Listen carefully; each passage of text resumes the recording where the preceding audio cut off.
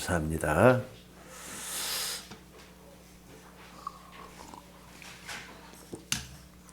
내일 모레는 우리나라 고유의 명절 설날입니다.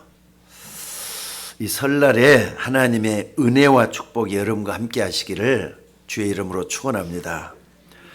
사실 우리나라 명절은 고대로부터 아름다운 전통에 대해 내려온 것으로서 온 가족 식구들과 그동안 흩어져 살고 있던 형제들 또 친지들이 모여가지고 덕담을 나누면서 맛있는 것도 먹고 또 이렇게 소통할 수 있는 그런 좋은 시간이 바로 명절이 아닌가 싶습니다.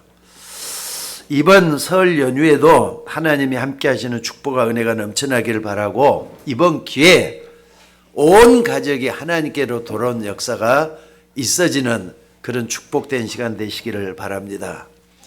특별히 설날에 대해서 한번 좀 찾아봤어요. 그랬더니 어떻게 돼갖고 있느냐. 무근해를 보내고 새해를 맞이하면서 조상에 대한 차례와 세배, 덕담을 통해서 가족의 무사안녕과 복을 기원하는 날이 설날이래요. 옛날부터 설날에 대한 정의를 그렇게 내렸어요. 그러니까 설날이라는 말의 기원이 어디서 왔느냐 하면은 낯설다, 삼가다, 또 뭐냐면은 새해를 맞이하는 첫날의 신선함과 낯섦, 이런 것들을 품고 있더라고요. 그러니까 굉장히 신선한 의미예요. 또 뿐만 아니라 조심스럽게 새해를 맞이한다는 그런 의미를 담고 있는 게 설날입니다. 근데 옛날에는 구정만 지켰잖아요. 설날은 없었어요. 근데 이제 양력설이 들어오면서부터 설날의 개념이 완전히 좀 틀어지게 됐지만은 그래도 우리나라는 설날이라면은 양력설보다는 더 크게 지내잖아요. 중국 같은 데서는 춘절이라 해가지고 거기는요 거의 한 보름 정도 이렇게 민족의 대이동이 일어난대요. 거의 뭐 3억 4억 명이 고향을 찾아서 가니까 어마어마하게 말이죠. 고속도로가 완전히 막혀가지고 고속도로의 시간을 보내는 게 3일 걸린 사람도 있다 할 정도예요. 땅덩어리가 크니까. 거기는 춘절, 우리나라는 설날. 자, 그러니까 다시 말해 설날은 제일 중요한 게 첫째 요인이 뭐냐? 조상에 대한 차례와 세배. 그러니까 어른들을 공경하는 세배도 드리는 거 맞고요. 또 조상에 대한 차례는 반드시 드려야 된다. 이렇게 돼갖고 있어요. 그래서 대부분의 우리 민족 부모님들과 형제들이 모여서 덕담을 나누는 것도 나누는 거지만은 명절에는 대부분 조상신이나 돌아가신 부모님께 제사를 지냅니다. 그러니까 저희도 지금도 기억이 나냐면 시제라는 게 있잖아요. 시제 혹시 기억하셔요? 시제가 있었어요. 시제는 조상들 저희 시골 내려가 보면은 그 선산 있잖아요. 선산에 가보면 나도 어렸을 때 외에는 가본 적이 없는데 바로 밑에 있는 동생은 아직도 예수를 안 믿고 그 아버님의 전통을 지킨다 해가지고 그 선산에 가보면은 봉이 말이죠. 한 70봉, 80봉이 쭉 있어요. 군데 모여져 있는 게. 그래가지고 30대 손 이렇게 가지고 나오고 거기에 영의정도 있고 그러더라고요. 그 정도로 집안의 선산이 커요. 선산도 크고 말이죠. 그런데 이 선산도 팔아먹은 사람이 우리의 사촌형 가운데서 선산도 팔아먹은 사람도 있고 그래요. 자, 어찌됐든 여러분들 설날에 우상숭배로 인해서 여러분 가정에 안 좋은 일이 일어나서는 안 됩니다. 그러니까 여러분들이 설날에 함부로 제례를 참여한다 그래가지고 꾸벅꾸벅 절하는 것은 좀 박아야 돼요. 아마 그런 사람 여기는 없으니까 여기 다 나와 있는 줄로 믿습니다만은 여러분들 십계명이 들어있는 출애굽기 20장 4절 5절에 보니까 이런 말씀이 있습니다. 너는 나 외에는 다른 신들을 내게 두지 말라. 그래 놓고 4절에 보면 뭐라 그랬느냐.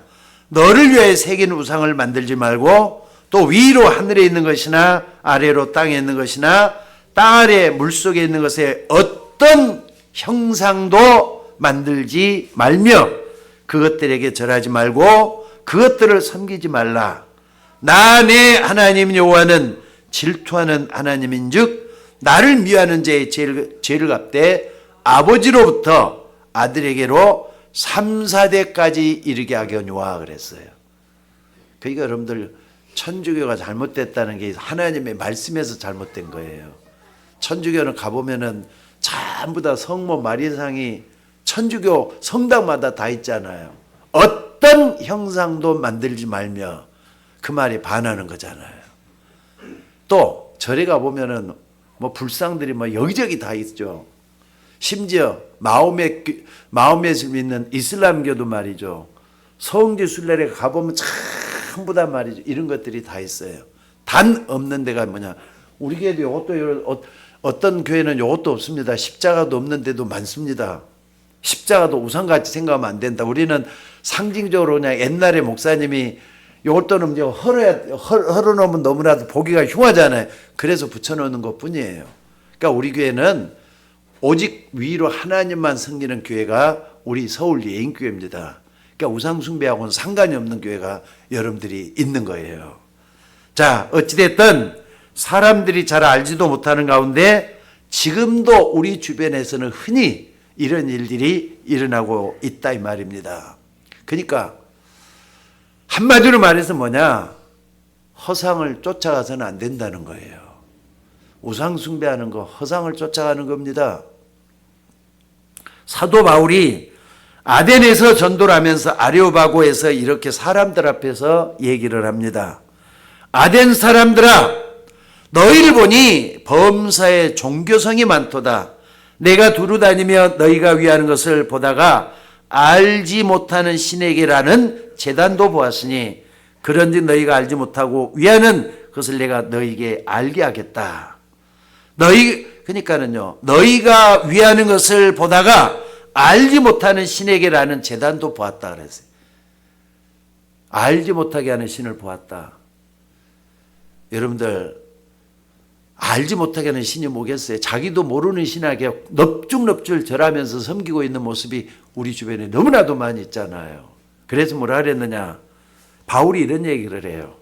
우주와 그 가운데 있는 만물을 지으신 하나님께서는 천지의 주체이시니 손으로 지은 전에 계시지 않고 또 무엇이 부족한 것처럼 사람의 손으로 섬김을 받지 아니하냐니 이는 만민에게 생명과 호흡과 만물을 친히 주시는 이심이라 그랬어요.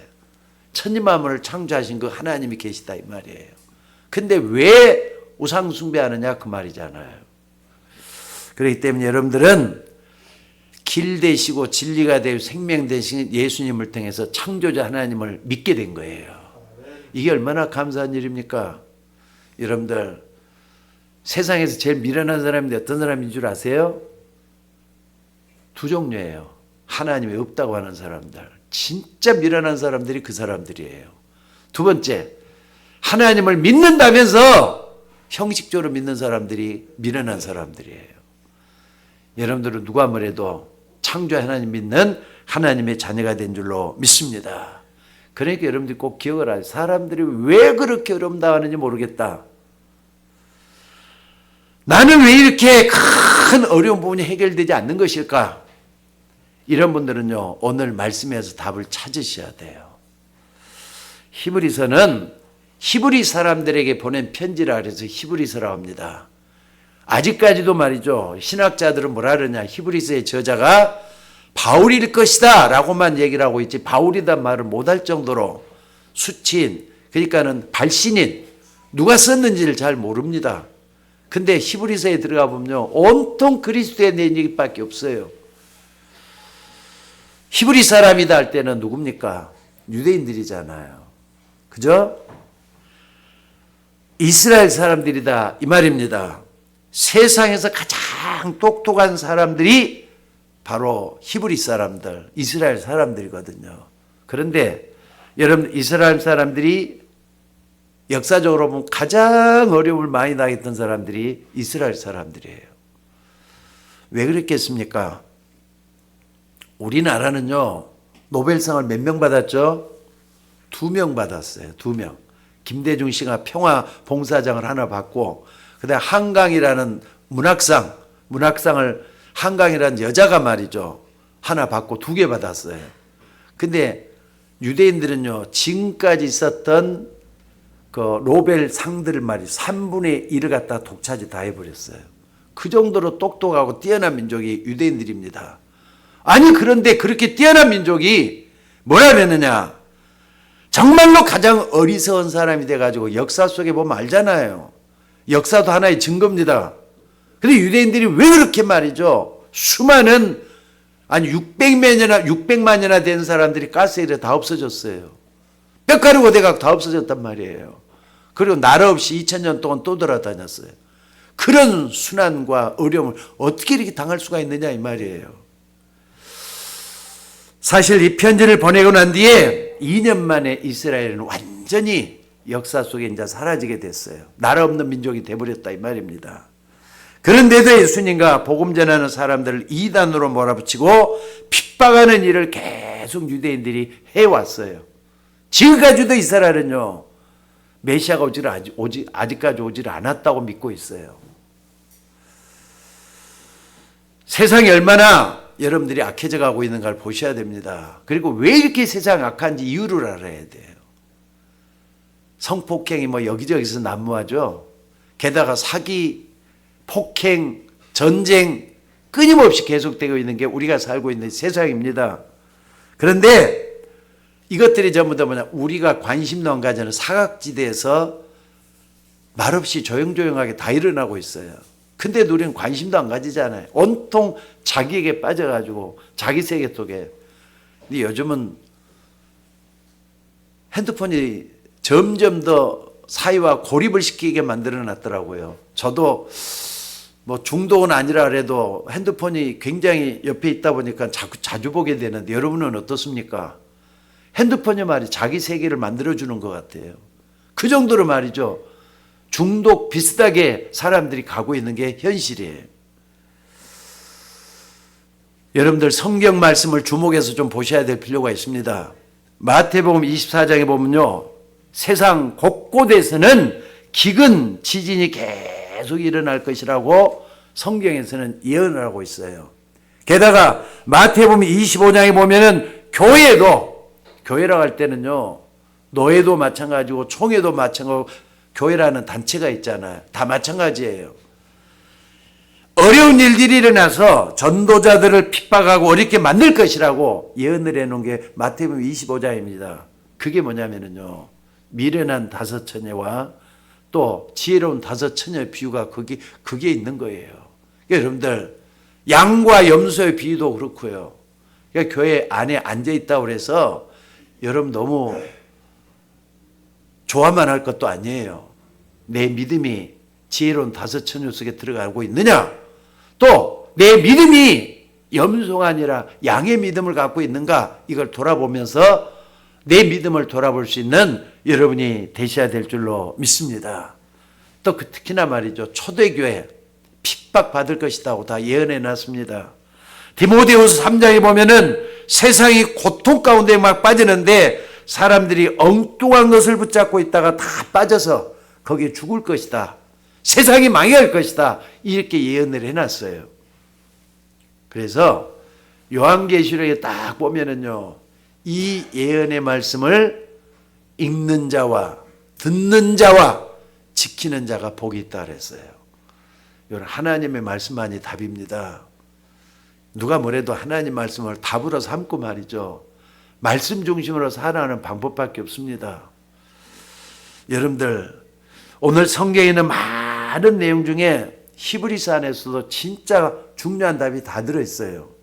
왜냐하면은 과거 신앙생활을 했던 사람들을 총망라해 가면서 아브라함으로부터, 아니 아벨에 대한 얘기부터 시작해가지고 쭉 구약의 중요한 믿음의 선진들의 얘기를 쭉 하면서 믿음이 뭔가를 가르쳐주고 있는 게 히브리서입니다.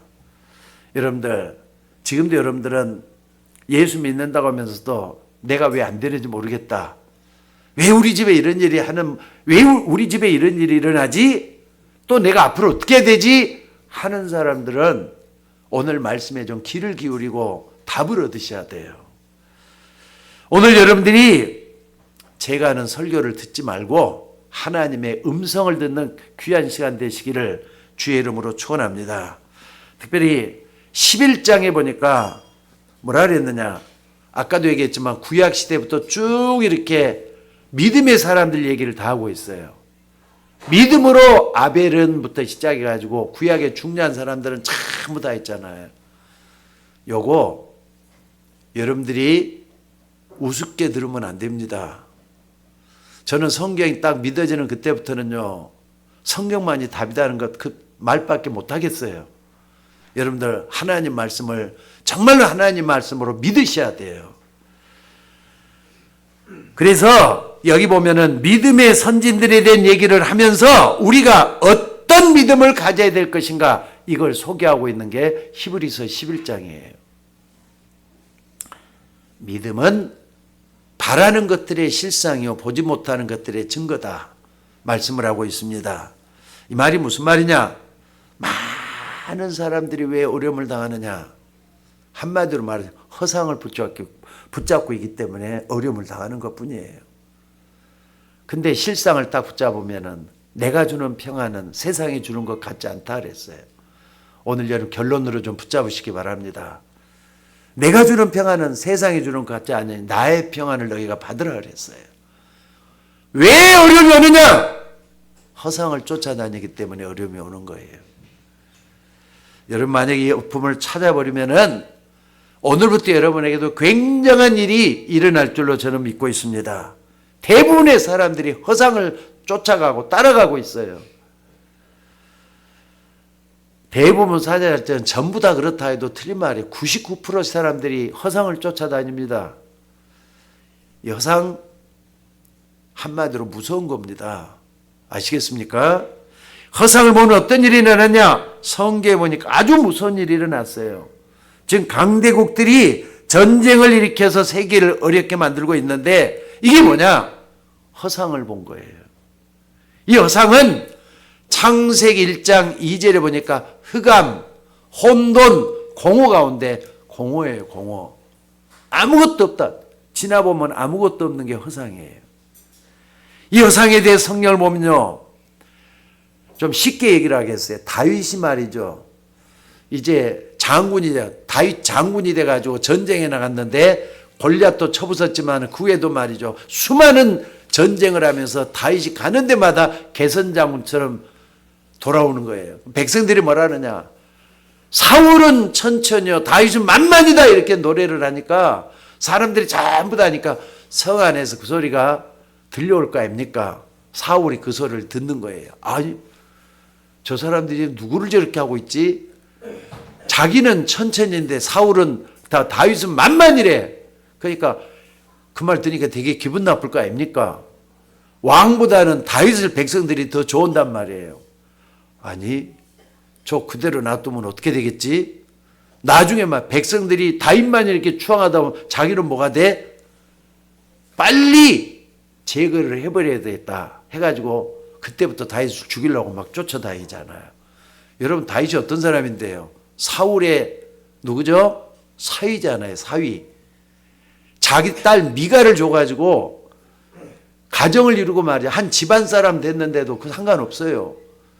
자기 아들이 돼야 된다. 이거 자기 아들이 왕이 돼야 되는데, 아니 저러다 보면은 우리 왕가 집안에 큰 손해가 되겠다 싶어서 다윗을 제거하려고 창도 던지고 말이야. 계속해 죽일 생각을 하고 있잖아요.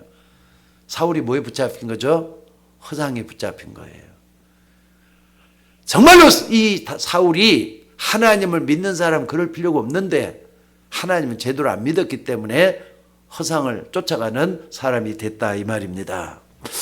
자, 그래서 사무엘상 18장 10절을 보니까 이 허상에 딱 붙잡으니까 어떻게 됐다는 게 나와요. 뭐라 그랬느냐?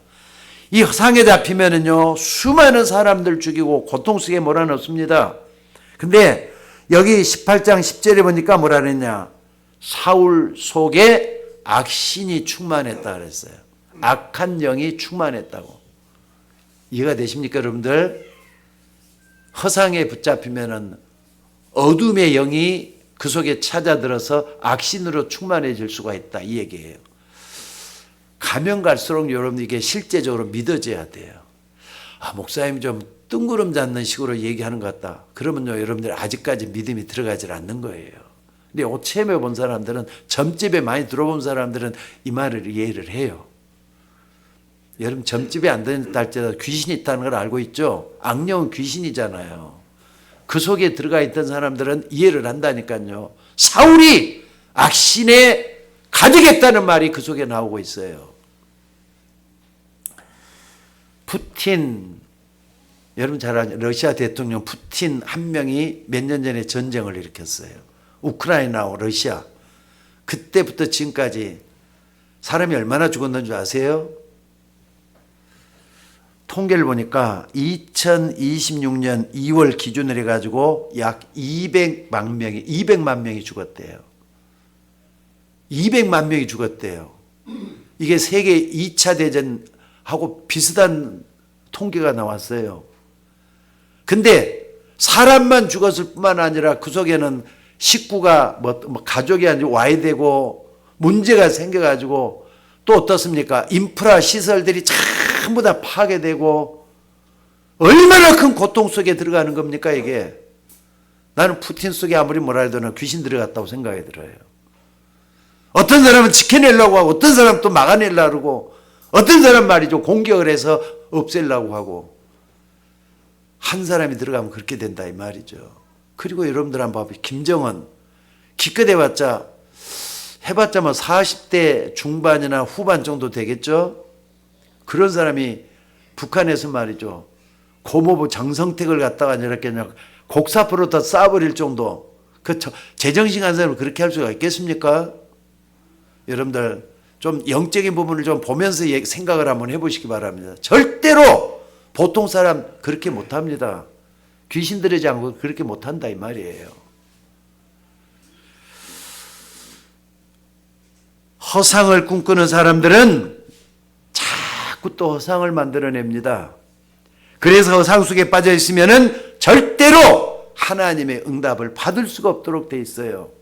그래서 여러분들이 나라고 하는 것만 가지고 있으면은요, 문제가 될 수가 있어요. 그래서 기도하라는 겁니다. 기도 속에 나를 발견해야 돼요.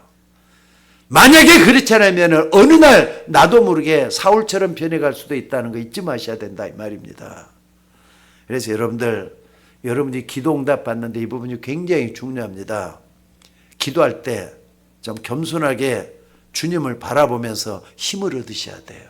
그렇지 않고는 내가 나의 주인이 돼갖고 있는 그게 되면은요, 어느 날 흑암이 덮칠 수가 있다는 거 잊지 말라 이 말입니다. 그래서 세상 좋다고 허상을 보고 너무 갈등하거나 문제에 빠져들지 마시기를 주의 이름으로 축원합니다. 여러분들은 누가 뭐래도 하나님 자녀잖아요. 그렇기 때문에 거기에 빠져 있을 필요가 없어요. 어른들 때문에 우리 어린 학생들, 자기 부모 때문에 삐뚤어져 가지고 범죄를 저질렀다는 사람들도 있어요. 근데 여러분들, 부모 없는 사람이 다 그러면은 살인자가 돼야 되는 겁니까? 얼마 전에도 말이죠, 소개를 했잖아요. 연말에도 그렇고 연초에도 그렇고 자기 부모, 엄마 아버지를 다 죽이고 아내까지 다 죽여가지고 했던 거, 그 보통 제정신으로 할 수 있는 성질이 못 돼요. 그래서 여러분 꼭 기억하셔야 돼요. 요셉을 딱 기억하시면서 이 고백을 하실 수 있어야 돼요. 여호와께서 요셉과 함께 하심으로. 자, 따라서 한번 합시다. 여호와께서 나와 함께 하심으로. 다시 한 번 더요. 여호와께서 나와 함께 하심으로. 항상 이것이 여러분의 신앙 고백이 되셔야 돼요. 그런 사람 절대로 흑암이 덮치질 못합니다. 우리가 예수 믿으면은 하나님 나와 함께 하도록 돼 있어요.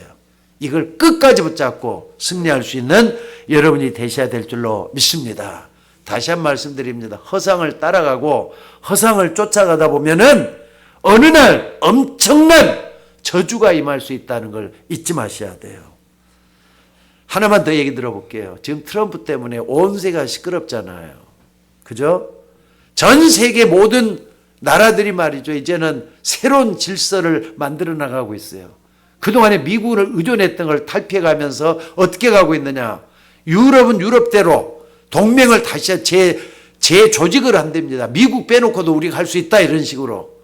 또 미국 국민들은 여기저기서 말이죠. 데모가 일어나가지고 온통 미국 전체가 시끄럽고 그래요. 아무리 봐도 나는 이 트럼프가 말이죠. 허상을 쫓아가고 있다고 난 생각이 들어요. 제대로 된 기독교인은 아니라고 생각이 들어요. 이 사람도 예수 믿는 사람이라면서요. 나는 아니라고 생각합니다. 그렇기 때문에 뭐 하느냐. 겸손하게 나를 좀 내려놔야 돼요. 내 안에 그리스도가 계셔야 된다 이 말입니다. 오늘 여러분들 잘 생각을 해보면서 정말 이 말씀을 붙든다면은 흑암 세력은 여러분을 도망가게 될 줄로 믿습니다. 그래서 여러분들은 항상 하나님 앞에서 겸손해야 되겠지만은 사람들 앞에서는 당당하게 세상을 승리할 수 있는 여러분이 되셔야 될 줄로 믿습니다. 높은 곳에는 마음을 둬야 되겠지만 가장 낮은 곳에 내려가 가지고 세상을 이길 수 있는 우리가 되셔야 된다 이 말이에요. 다시 한 말씀드립니다. 허상을 붙잡아서는 나중에 후회를 하게 돼 있어요. 지금까지 역사적으로 살펴보면은 허상을 붙잡은 개인이나 나라가 다 실패했다는 것을 역사가 증명을 하고 있습니다. 왜? 거기에는 흑암 세력이 역사하기 때문에 그래요. 역사가 다 그랬잖아요. 두 번째로 그렇다면 우리가 뭘 어떻게 해야 되는 겁니까? 실상을 붙잡아야 돼요. 오늘 보니까 뭐라 그랬습니까? 믿음은 바라는 것들의 실상이라 그랬잖아요. 그러니까 여러분들이 진짜 실상을 붙잡아 허상을 버리고 실상을 붙잡아야 된다 이 말입니다. 이 실상을 붙잡는 순간에는 반드시 적든 크든지 간에 하나님의 역사가 일어나게 돼 있어요. 그래서 히브리 11장에서 말씀하고 있는 실상이 뭐냐 쭉 나왔잖아요. 믿음으로 아벨은 믿음으로 아브라함은 해가면서 한마디로 뭡니까? 그리스도를 실제로 붙잡아 버리면은 역사가 일어난다 이 말이에요. 허상만 버려서는 안 됩니다. 실상을 붙잡으셔야 돼요. 여러분 교회 다닌다고 해서 응답받는 게 아닙니다. 히브리서 1장에 보니까 말이죠. 하나님이 우리에게 그동안 많은 선지자를 보냈어요. 근데 선지자하고 되느냐? 안 됐다 이 말이에요. 또 뿐만 아니라 히브리서 1장 4절 이하에 보니까 천사들이 우리를 돕지 않았느냐? 천사가 도운 거 갖고 또 안 됐다 그랬어요. 그거 갖고 구원받을 수 있느냐 그랬어요. 그 다음에 또 여러분들 여기 쭉 보면은요. 히브리서 3장 4장에 보니까 모세를 하나님께서 보냈다. 이 말은 뭐냐? 율법을 우리에게 알게 했다 이 말이에요. 그것까지 됐느냐? 그것까지도 안 됐다 이 말이에요. 불안했다 이 말이에요. 근데 하나님께서는 실상으로 제사장이요 중보자요 희생제사의 주인공 되시는 그리스도를 보내신 것이다 라고 밝히고 있는 게 히브리서입니다. 그래서 여기에 대해서 11장에 소개하는 구약의 인물들 쭉 보면요. 이 사람들은 뭐냐? 믿음으로 그리스도의 그림자만 밟았는데도 불구하고 하나님의 엄한 역사가 다 일어났다라고 밝히고 있는 게 믿음장 히브리서 11장에 그렇게 들어 있습니다. 그러니까 여러분들 세상을 보면서 히브리서 11장의 사람들 한번 봐보세요. 세상 사람들은 허상을 붙잡고 있단 말이에요. 근데 믿음의 사람들은 실상 대신 그리스도의 그림자만 붙잡고도 승리했다 말씀을 하고 있습니다. 그러니까 여러분들 진짜로 그리스도를 붙잡아 버리면은 흑암 세력은 당연히 도망간다라고 밝히고 있습니다. 그래서 이 말을 하고 난 다음에 12장에 보니까 히브리서 12장에 뭐라고 돼 있느냐? 여기 12장 히브리서 12장을 한번 다 한번 봐보세요. 뭐라고 돼 갖고 있는가? 같이 한번 봐봅시다. 히브리서 12장에 자 이러므로 우리에게 구름같이 둘러싼 허다한 증인들이 있으니 모든 무거운 것과 얽매이기 쉬운 죄를 벗어버리고 인내로서 우리 앞에 당한 경주를 하며 뭐라고요? 믿음의 주요 또 온전하게 하신 이인 예수를 바라보자 그랬어요. 결국 뭡니까? 실상은 그리스도라는 말씀을 결론적으로 말씀을 하고 있는 거잖아요. 자, 오늘 여러분들 정말로 한 주 동안도 살면서 사람 말에 너무나도 치우치지 마시고 하나님의 말씀에 귀를 기울일 수 있는 여러분이 되셔야 될 줄로 믿습니다. 그렇기 때문에 여러분 자녀들에게 영적 문제가 더 무너져도 아무도 막아줄 수가 없어요. 오직 그리스도만 바라보라. 그게 히브리서 12장에서 아주 중요하게 말씀하고 있는 결론입니다. 오늘 여러분 이 말씀 붙잡고 정말 응답받는 여러분이 되시기를 주의 이름으로 축원합니다. 우리가 믿는 하나님은 정말로 좋으신 하나님이잖아요. 하나님께 나가는 사람은 반드시 그가 계신 것과 그가 자기를 찾는 자에게 뭐라고요?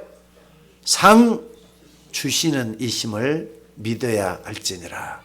우리는 예수님을 통해서 좋으신 하나님을 알게 됐잖아요. 예수님이 길이 되시니까 바르게 실상 되시는 그리스도십니다. 바라는 것들의 실상은 그리스도다 이 말이에요. 그래서 세 번째, 그리스도의 실장을 붙잡았는데 왜 안 되느냐? 남아있는 게 있습니다. 믿음은 바라는 것들의 실상이요 보지 못하는 것들의 증거라 그랬잖아요. 불신자들은 보이는 것, 또 어떻습니까? 눈에 보이는 것 이걸 쫓아서 또 허상을 쫓아서 가기 때문에 복잡해요. 세상 사람들이 성공했다 해도 성공이라고 생각하면 안 됩니다. 여러분들 실패한 사람들은 허상을 꿈꾸고 눈에 보이는 장을 찾아서 움직이고 있잖아요. 특히나 우리 기독교인들 가운데서도 아직까지도 허상이 최고인 줄 알고 그 허상만 쫓아가다가 중요한 거 다 놓쳐버리다가 나중에는 허망할 때가 있다는 거 잊지 마셔야 돼요. 그러나 우리는 허상을 버리고 뭘 붙잡아야 된다? 오늘 또 그리스도를 붙잡고 그리스도 중심으로 하루하루의 삶이 만들어지는 우리가 되셔야 될 줄로 믿습니다. 그래서 세 번째가 뭐냐? 보이지 않는 증거를 붙잡으셔야 돼요. 보이는 것이 아닌 보이지 않는 증거. 그게 뭐겠습니까? 믿음은 바라는 것들의 실상이요 눈에 보이지 않는 것들의 증거라 그랬잖아요. 그게 뭐냐? 영적인 증거들이에요. 여러분 증거 중에 증거, 눈에 보이지 않는 증거 중에 증거가 뭔 줄 아세요? 예수 믿으면 성령께서 우리 마음과 생각 속에 찾아오셔서 우리와 영원토록 함께 하신다 그랬어요. 이게 눈에 보이지 않는 영적 증거입니다. 너희가 하나님의 성전인 것과 하나님의 성령인 너희 가운데 알지 못하느냐 그랬어요. 그리고 천사들이 우리를 돕게 돼 갖고 있어요. 눈에 보이지 않는 영적 증거들입니다. 그때부터 무슨 일이 일어나느냐? 히브리서 11장 3절에 보니까 믿음으로 모든 세계가 하나님의 말씀으로 되어진 줄을 우리가 아나니 보이는 것은 나타난 것으로 된 것이 아니라 그랬어요. 예를 들어 마이크가 있잖아요. 마이크가 언제부터 여기 있었던 거죠? 누군가가 갖다 놓은 사람이 있을 거 아닙니까? 그 전에 이걸 누군가가 만들었을 거 아닙니까? 근데 보이는 것은 나타난 것에 된 것이 아니라 그랬잖아요. 누군가가 만들었고 누군가가 갖다 놨기 때문에 여기에 있다 이 말이죠. 근데 누군가는 옛날에 제가 여기다 딱 세워놓은 게 아니라 전에 있던 목사님이 여기다 갖다 놨어요. 그대로 있는 겁니다. 누군가가 이렇게 갖다 놨다 이 말이에요. 그것처럼 그 다음에 뭐라 그랬느냐. 여러분들 이게 이제 11장에 딱 보니까 뭐라 그랬습니까? 그렇다면은 우리에게는 눈에 보이는 것이 중요한 것이 아니라 이 말이에요. 보이는 이게 중요한 게 아니에요. 우리는 어떤 걸 붙잡아야 되느냐. 믿음으로 모든 세계가 하나님의 말씀으로 지은 줄 우리가 안다 그랬어요. 여러분 나타난 것들 한번 봐보세요. 보이는 것들. 그게 히브리서 11장은요. 어마어마한 영적 사실뿐만 아니라 창조의 근원까지 밝혀놓고 있어요. 이 세상 모든 만물을 창조하신 분은 하나님이라 이 말씀을 지금 하시는 그 부분이에요. 기원을 밝히고 있다 이 말입니다. 그래서 여러분 이걸 딱 붙잡으면 어떻겠느냐. 이제는 성취될 응답들이 보이기 시작해. 아, 말씀을 붙잡았더니 하나님께 이렇게 역사하시더라. 이게 딱 붙잡혀져야 돼요. 그러면은 여러분의 산업도 여러분이 하시는 모든 일에도 하나님의 말씀이 성취되는 거 자꾸 보여지기 시작을 해요. 여러분들 하나님의 말씀이 성취된다. 내가 기도할 때 하나님 말씀 붙잡고 기도했더니 이렇게 하나님이 성취하셨다. 이걸 보게 된다 이 말이에요. 오늘 또 말씀이 성취되는 그 축복 속에 여러분의 삶이 있게 되기를 주의 이름으로 축원합니다. 그러니까 여러분 한 사람을만 얘기를 들어봅시다. 요셉은 하나님의 말씀 성취 속에서 하나님이 함께하는 걸 누렸다 그랬어요. 그런데 어느 날 보니까 요셉이 보디발을 전도했습니까? 아니 가만히 있는데 보디발이 와가지고 야 너를 보니까 진짜 하나님이 함께하는 게 보인다 이렇게 됐잖아요. 왕도 마찬가지입니다. 너와 같이 하나님의 영에 감동된 사람 내가 어디서 찾겠느냐 해가지고 요셉을 총리로 시켜놨잖아요. 이게 중요합니다. 오늘 여러분들 이런 축복들이 여러분에게 있어져야 돼요. 어떻게 하느냐? 정말로 하나님이 함께하는 내가 된다면은 이런 축복들을 우리가 체험하게 된다 이 말입니다. 오늘 여러분들이 믿음의 실상인 그리스도를 붙잡고 보이지 않는 증거를 딱 붙잡고 이런 역사가 여러분에게도 일어나져야 될 줄로 믿습니다. 증거를 붙잡으시기 바랍니다. 실상을 붙잡는 여러분들이 되시기를 바랍니다. 눈에 보이지 않는 영적 증거를 붙잡는 여러분이 되셔야 돼요. 그래야만이 실제적인 행동이 달라질 수가 있는 거잖아요. 우리는 교회만 왔다 갔다 하는 사람만 돼서는 안 돼요. 오늘 또 말씀을 붙잡고 결단하는 우리가 되셔야 될 줄로 믿습니다. 근데 그보다 더 중요한 성경 기절이 있어요.